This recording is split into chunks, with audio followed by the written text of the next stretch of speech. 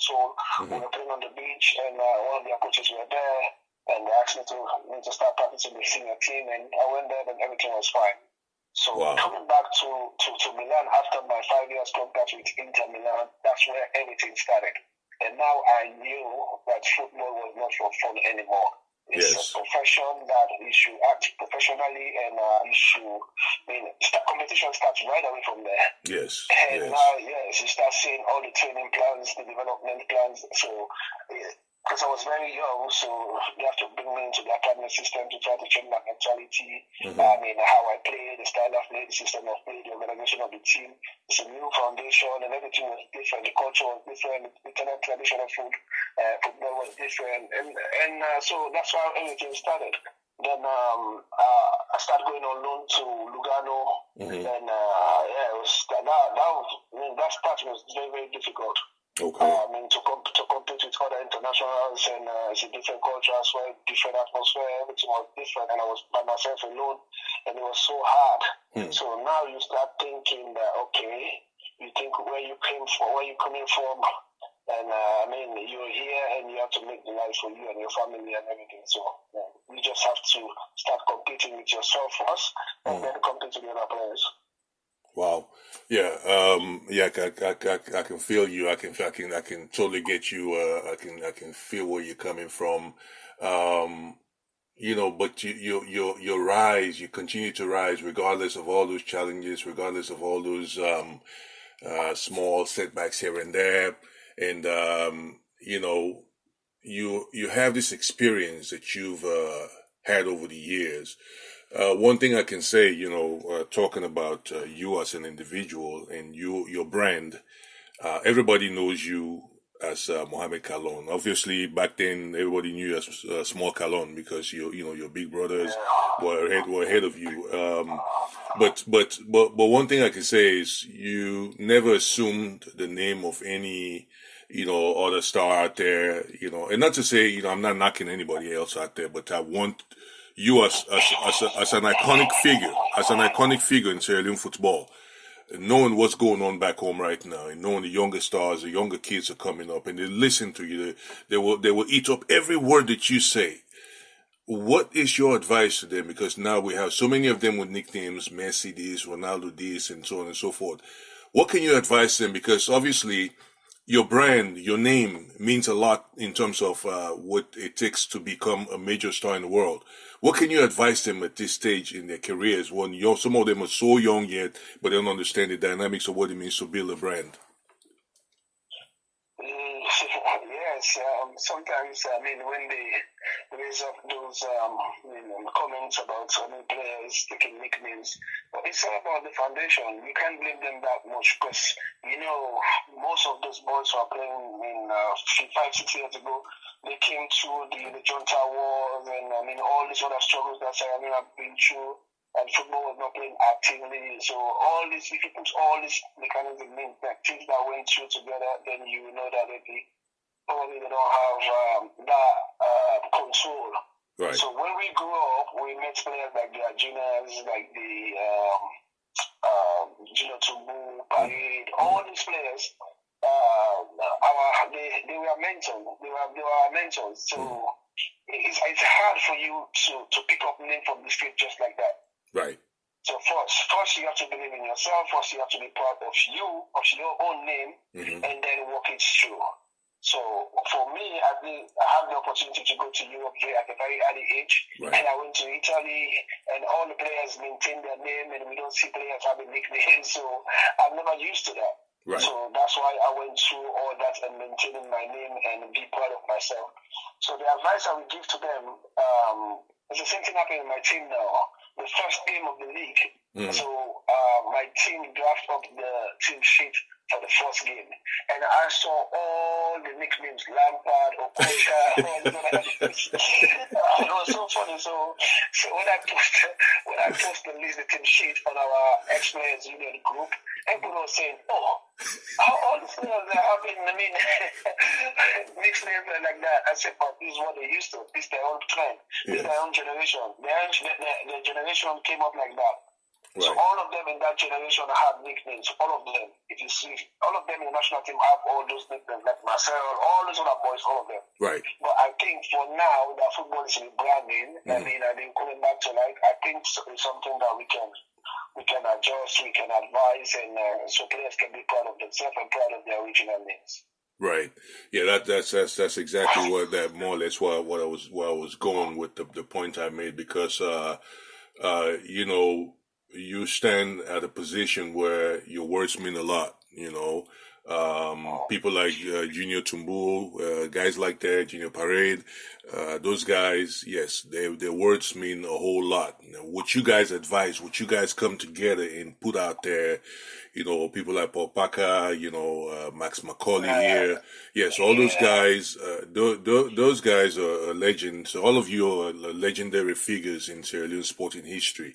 And the words, things that you would advise, that you guys would advise and tell this younger generation, because they have yet to taste what real football is. You know, this is just the beginning of what we hope will be at some point one of the greatest leagues in Africa as a whole, and even the world.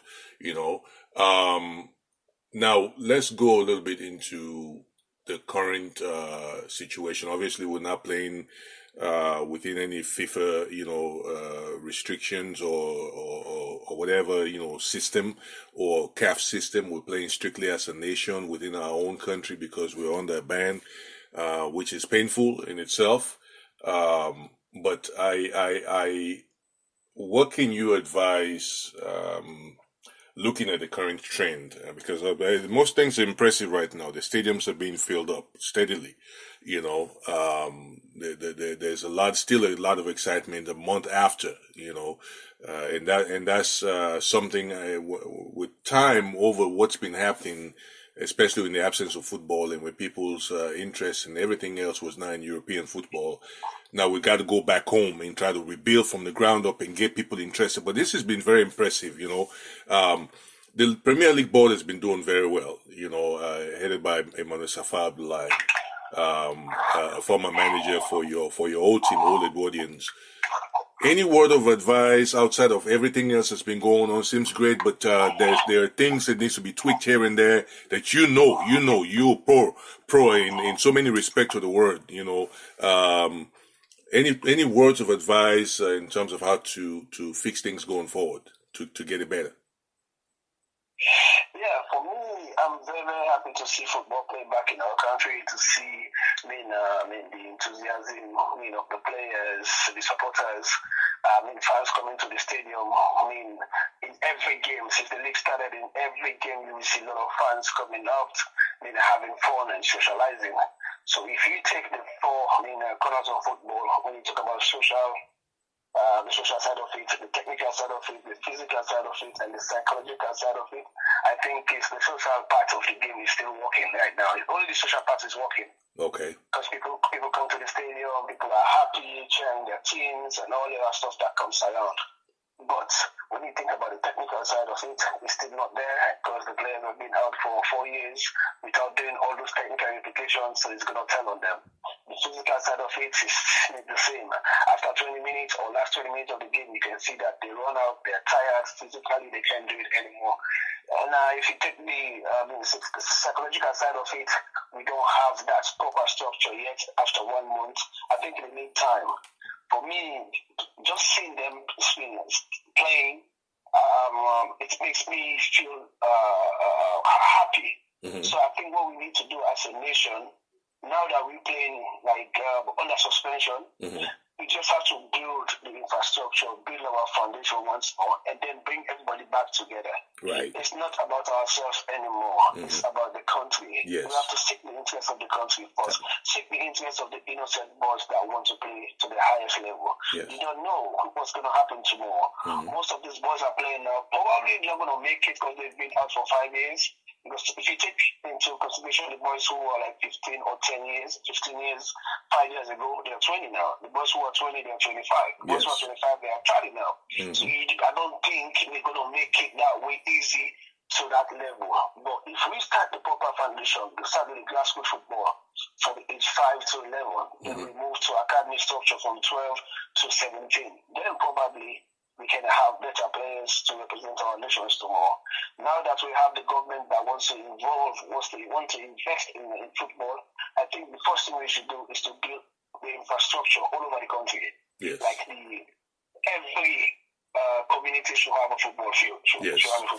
Yes. If we do that all over the country, then it's easy for young boys after school to have access to play football. Yes. And then when the FA is structured, then we have our management team that helps to develop football in the country in terms of the categories that are going to be part of the national team. Those specialists will go around in those communities, pick up the fantastic talent, and then bring them together. And then probably in the next 10 years, we will have good players. But first thing I'm happy with is to see the big play. The second thing, now that we're playing, we have time to rebrand ourselves, rebrand our football, build our foundation again before we, the stakeholders, the FA, the government, I think before the end of the first round or maybe after this league, I think we should sit together again on a round table and see how we can make use of this opportunity once more and just continue from there. Yeah, FIFA came in, dragging on things, trying to investigate on what happened, what's not happened. We can't go back to what happened in 2013. It's going to just bring old wounds again. That's correct. Let's just go back and forge the way ahead. Yes. Let's just move forward. That's right. We put the country first, and we seek the interest of the country and say, okay, football has come back, and let's just continue on that direction. Then, because it's not a ban from FIFA. This is, for me, it's an opportunity. It's a big opportunity because there's a gap there where FIFA is saying we have an indefinite suspension. Right. So that suspension can be lifted at any time. Yes. So, but if we structure our own before FIFA comes in, then we'll be smiling. Yes. Yeah. I share that view very much. It's an opportunity to lift yourself from the ground up. It's like the proverbial phoenix that rises from the ashes. You know. Yes. Obviously, you've outlined some of the strategies and things that need to be put in place before that opportunity arises again for us to get back to the international stage. But obviously everything is going on as it is right now. You've basically identified some of the gaps as well in terms of what are lacking or what could be improved upon. Now let's talk about your own club, FC Cologne. Top in the league table. What's your impression? What's your take on your team so far? I think they're doing well. I think the different side of it is okay. We are going through the same problem. The boys been out for 5 years. It's hard for them to get back to their feet, to get back used to that playing environment. And then all the repetitions I said about the technical repetition, the tactical stuff, the physical aspects of the game and all is telling on them right now. Moreover, when the league is so choke up that playing 2 games or 3 games every week, I think it's hard on them. But I think because of FC Cologne had that foundation, we have proper playing system, we have our tactical structure together, we have our game model that we've implemented maybe 6-7 years ago. So we just brought that into light quickly, just bring the boys together, and maybe that's why they're doing good at the moment. But how long that will last for, that's my question. So they are enjoying right now. They are enjoying the moment because of the social part. The social part of it, yes. Fans are coming to the stadium, dragging them, motivating them, giving them that confidence to play and all. But I think there's going to come point in time where I don't think they can do it anymore. So that's why I'm not expecting that much from them, to see much from players in Sierra Leone this year. But I know probably next year everybody will get back to themselves, and then they will rebuild themselves and start to compete like they used to. Okay.